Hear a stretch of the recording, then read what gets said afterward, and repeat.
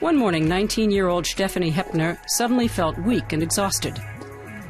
Symptoms that made her first think she had a cold and fever. It felt like flu. I was totally listless and had a high temperature. But if somebody had told me I'd be in intensive care in 2 days, I'd have flipped them off.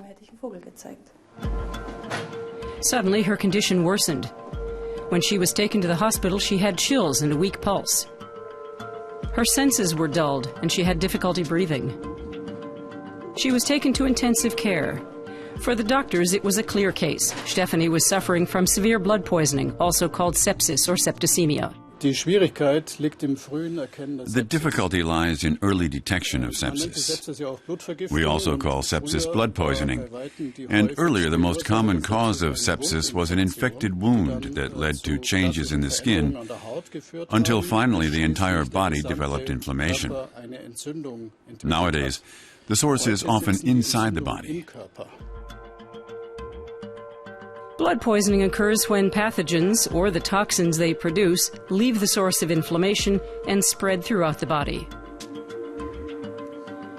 Germs and toxins enter the bloodstream and impair metabolism. The result? One organ after another starts to fail. Septic shock is the most severe form of septicemia. It happens when an infection in the body spirals out of control. The symptoms are hard for non-professionals to recognize. Without immediate treatment in intensive care, the result is almost always fatal. Unfortunately, sepsis is an underestimated condition which offers no 100% chance of a cure.